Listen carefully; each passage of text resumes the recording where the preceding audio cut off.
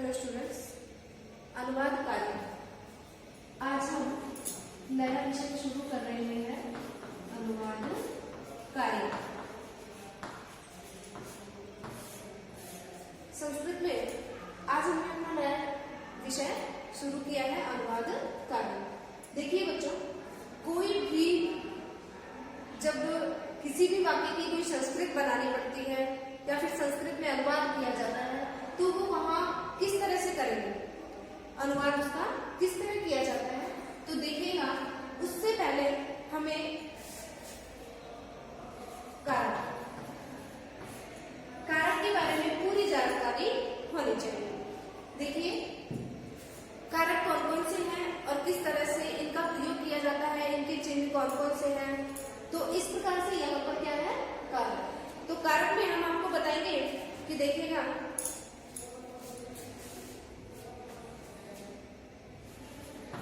आपने पढ़े भी हैं, इससे पहले क्लासेस में आप पढ़ चुके हो। कर्ता, कर्म, करण, संप्रदान,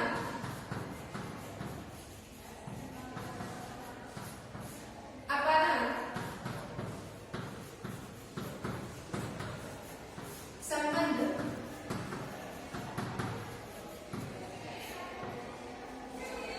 संबंध को वैसे संस्कृत में कारक नहीं माना गया है और हिंदी में माना गया है। संस्कृत में कारक 6 भी होते हैं और नंबर 7 में है अधिकरण, संबोधन। नंबर 8 संबोधन। कर्ता, कर्म, कारण, संप्रदान, अपादान, संबंध, अधिकरण, संबोधन। ये है हमारे 8 कारक जो अभी हमें अनुवाद में हमें पता होना चाहिए कि किस प्रकार से इनका प्रयोग किया जाता है। इसके पश्चात इनके चिन्ह देखिएगा। चिन्ह, कर्ता का चिन्ह है ने, कर्म है को, कर्ण का है ने, से या के द्वारा, संप्रदान के लिए, अपादान से अलग होना या से पृथक। पृथक का अर्थ भी अलग ही होता है, से पृथक। संबंध का, के, की, रा, रे, री। अधिकरण में, पे, पर। संबोधन का चिन्ह है ये, अरे, ओ। देखो, जो विष्णादि बोधक इस प्रकार से जो चिन्ह लगा हुआ होता है, यानी कि वो कौन सा कारक है, संबोधन। अब ध्यान दीजिए, ध्यानपूर्वक सुनिएगा। संस्कृत में कारक 6 होते हैं, लेकिन जो विभक्ति होती है वो कितनी होती है, 7 विभक्तियां होती हैं। कारक पूर्णतः हिंदी में 8 माने जाते हैं। अब कारक का प्रयोग किस तरह से किया जाता है, अब देखो, सबसे पहले हमने आपको बताया कि कर्ता का चिन्ह होता है ने। अब आपके पास वाक्य आ जाता है बालक ने, बालक ने। तो यानी कि यहाँ पर ये क्या है, कर्ता कारक का प्रयोग किया गया है। कंप्लीट। अब इसके पश्चात देखिएगा, हम आते हैं लिंग पर।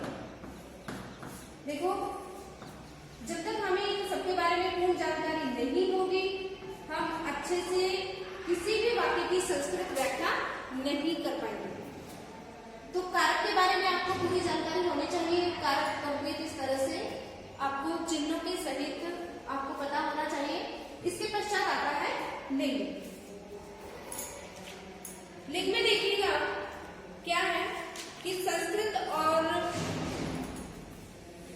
हिंदी दोनों में ही लिंग, संस्कृत में लिंग कितने होते हैं और हिंदी में। इसके पश्चात है लिंग। लिंग के बारे में हम आपको बता रहे हैं। देखिएगा, हिंदी में लिंग कितने होते हैं, स्त्रीलिंग और पुल्लिंग। हिंदी में 2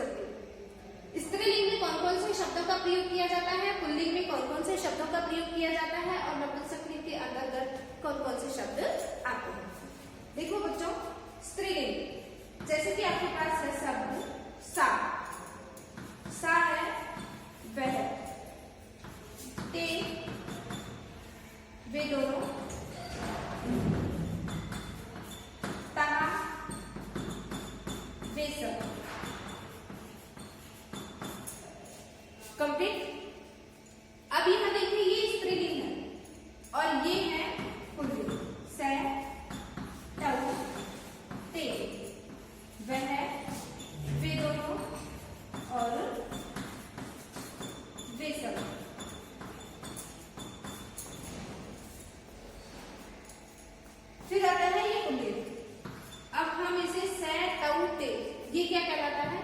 पुल्लिंग के अंतर्गत आते हैं। स, वह, तऊ वे दोनों और ते वे सभी। इसके पश्चात आते हैं नपुंसक लिंग। तत्, ते, तानि। कंप्लीट। तो ये क्या कहलाते हैं? ना वो पुल्लिंग में होते हैं ना ही वो स्त्रीलिंग में होते हैं, तो वो क्या कहलाएंगे? नपुंसक लिंग होते हैं। कंप्लीट। इसके पश्चात देखिएगा पुरुष। ये हम आपको बता चुके हैं। कंप्लीट। देखिए कारक। कारक जब तक हमें संस्कृत और हिंदी, संस्कृत में 6 कारक माने जाते हैं और हिंदी में 8 कारक माने जाते हैं।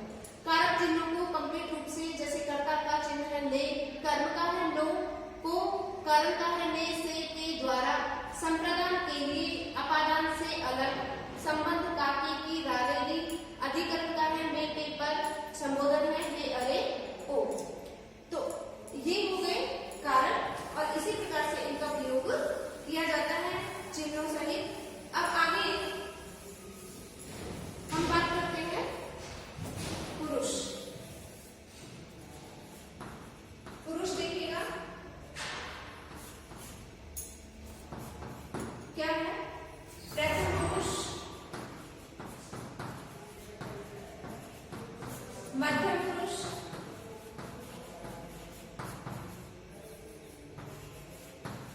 और उत्तम पुरुष। प्रथम पुरुष, मध्यम पुरुष और उत्तम पुरुष।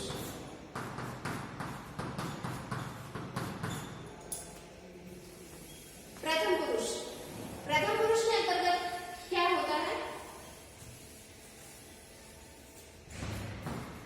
से, तऊ, ते, ये कहलाता है प्रथम पुरुष। उसके पश्चात है मध्यम पुरुष। मध्यम पुरुष क्या होगा? अहम, आवाम, वयम। उत्तम पुरुष। उत्तम पुरुष क्या होता है? देखो एक मिनट, यहां पर ये मध्यम पुरुष में ध्यान दीजिएगा। त्वम, युवाम, यूयम। त्वम, युवाम, यूयम। और उत्तम पुरुष के अंतर्गत आता है अहम, आवाम, वयम। देखो बच्चों क्या है? से, तऊ, ते। से का अर्थ होता है वह।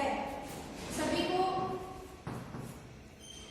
पता होना चाहिए। से का अर्थ होता है वह। तऊ का अर्थ होता है वे दोनों। और ते का अर्थ होता है वे सब। इसके पश्चात है त्वम। तू या युवा, तुम दोनों। और यूयम, तुम सब।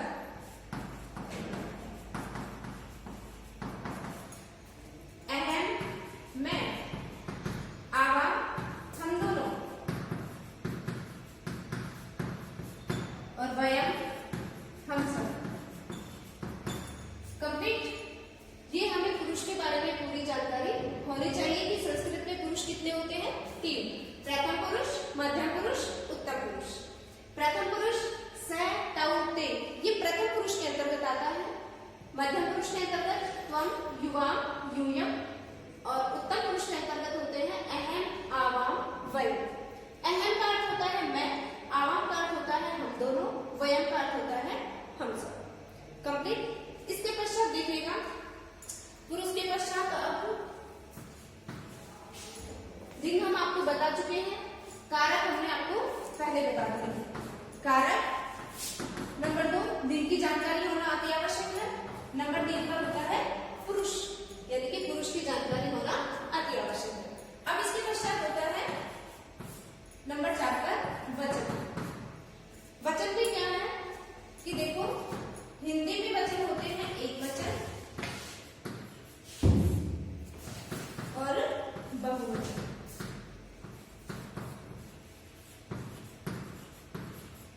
लेकिन संस्कृत में वचन एक और है, क्या? द्विवचन, जिसे नाम दिया जाता है। एक वचन, द्विवचन, बहुवचन। कंप्लीट। अभी हमने देखो जैसे कि पुरुष आपको बताया कि सर, ये कहलाता है एक वचन। एक वचन में क्या होगा? सर। अब यहाँ है तऊ। तऊ शब्द है तो उसमें कौन सा वचन है? द्विवचन।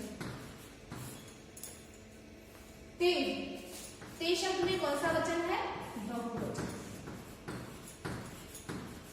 कंप्लीट। तो इसी तरह से त्वम, त्वम शब्द है और त्वम में कौन सा है? एक वचन।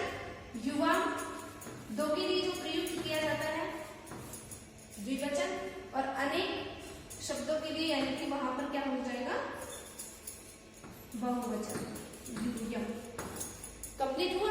तो इस प्रकार से किस किस की जानकारी होना अति आवश्यक है? कार्य, लिंग के बारे में, पुरुष के बारे में और वचन के बारे में। ये कंप्लीट आपको अच्छे से पता होना चाहिए। अब देखिएगा आगे नेक्स्ट।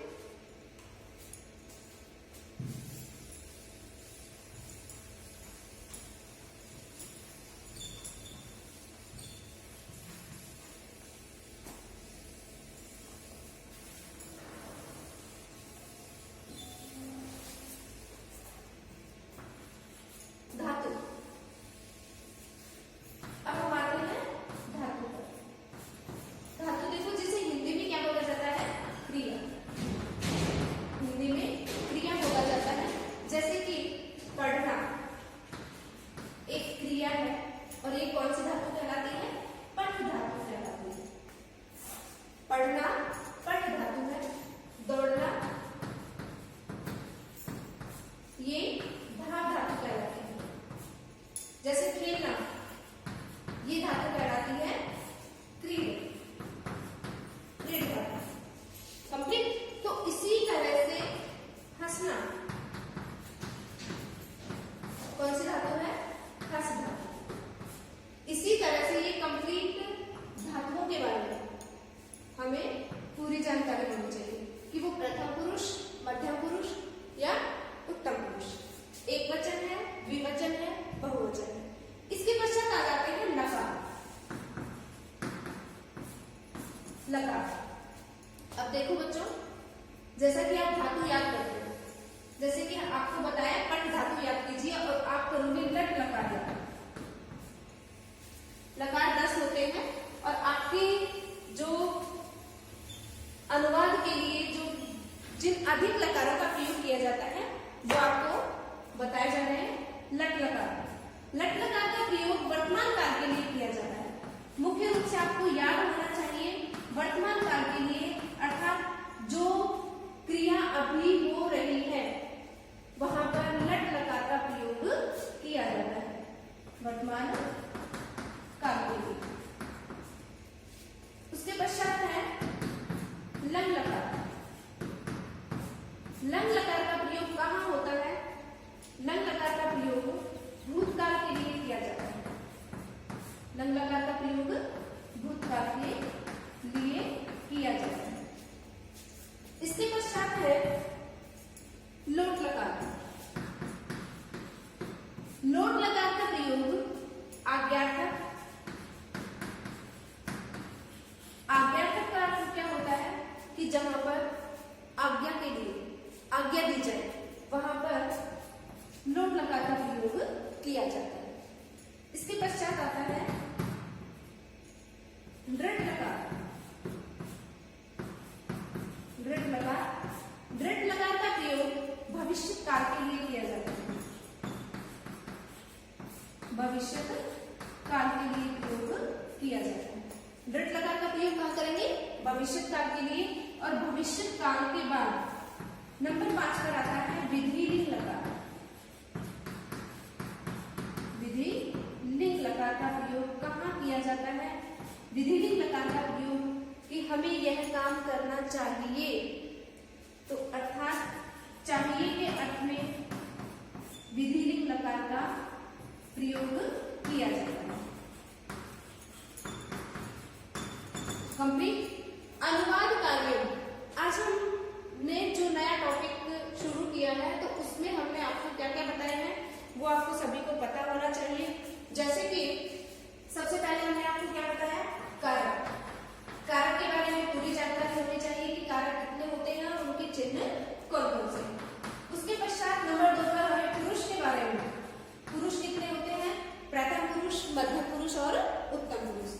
नंबर 3 पर है लिंग। हिंदी में स्त्रीलिंग और पुल्लिंग दो लिंग होते हैं, लेकिन संस्कृत में स्त्रीलिंग, पुल्लिंग और नपुंसकलिंग 3 होते हैं। नंबर 4 पर धातु और नंबर 5 पर लकार। कंप्लीट। तो इस प्रकार से ये आपको नंबर 6 पर है वचन। वचन के बारे में भी हमें पूरी जानकारी होनी चाहिए। जहां एक वचन का प्रयोग हो रहा है वहां पर एक वचन का ही किसी प्रकार से एक वचन में ही धातु, यानी कि जिस वचन का प्रयोग है कर्ता कारक है, तो उसी के अनुसार ही धातु का प्रयोग किया जाएगा। अब कुछ उदाहरण देख लेते हैं हम, जैसे कि बिल्कुल सरल से उदाहरण है, क्योंकि जब हम सरल से कठिन की ओर चलते हैं तभी हम कुछ सीख पाते हैं। कठिन से सरलता की ओर कभी भी नहीं सीखा जा सकता। देखिएगा, जैसे बालक पढ़ता है। कंप्लीट। अब यहाँ देखिएगा, इस वाक्य में पूछा है बालक पढ़ता है। बालक यहाँ क्या है? कर्ता कारक है। क्यों? हमें कैसे पता चला? क्योंकि यहाँ पर क्रिया कौन सी है? पढ़ने की क्रिया हो रही है, और क्रिया को करने वाला कौन है? एक बालक है। तो क्रिया को करने वाला कौन कहलाता है? कर्ता कहलाता है। तो अतः यहाँ पर कर्ता कारक है, और कर्ता कारक में एक वचन ही है, दो बालक नहीं है, ना ही अनेकों बालक है, बल्कि क्या है? एक ही बालक का प्रयोग किया गया है। तो हम कौन सा वचन लेंगे? एक वचन। तो यहाँ पर एक वचन में क्या बनेगा? बालक है। कंप्लीट। अब यहाँ देखिएगा, पढ़ता है। पढ़ना कौन सी धातु है? पठ धातु है। पढ़ना कौन सी धातु है? पठ धातु है। और पठ धातु वर्तमान काल के लिए प्रयुक्त की गई है। पढ़ता है, ये कौन सा काल है? वर्तमान काल है। तो वर्तमान काल में कौन सी धातु का प्रयोग किया जा रहा है?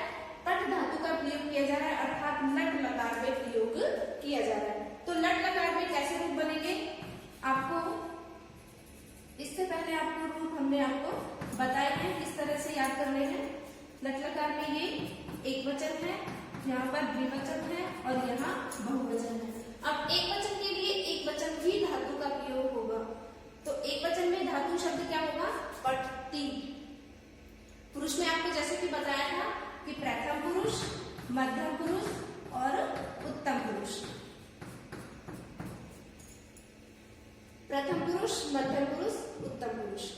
अब यहाँ पठती शब्द क्यों आया? क्योंकि वर्तमान काल में पठ धातु एक वचन में पठती शब्द होता है, तो इसीलिए बालक है पठती।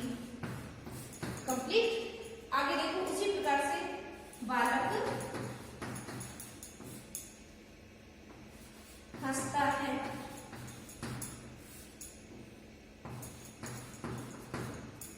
बालक की संस्कृत क्या होगी? वही बालक है। और हंसने की संस्कृत क्या होती है? हंस। हंस धातु से दिया हुआ है। पठ धातु, जैसे पठ धातु का एक वचन था लट लकार में, उसी प्रकार से हंस धातु का और लट लकार में एक वचन क्या होगा? हस्ती। बालक है हस्ती। कंप्लीट। तो इस तरह से आपको ये सभी, जब तक आपको ये कंठस्थ याद नहीं होंगे, कंठस्थ नहीं करोगे, तब तक आप अनुवाद कार्य नहीं कर सकते। तो अनुवाद करने के लिए सबसे पहले क्या करना जरूरी है? हमें जो ये मुख्य नियम जो दिए हैं, हमने आपको इन नियमों के बारे में पूरी जानकारी होना अति आवश्यक है।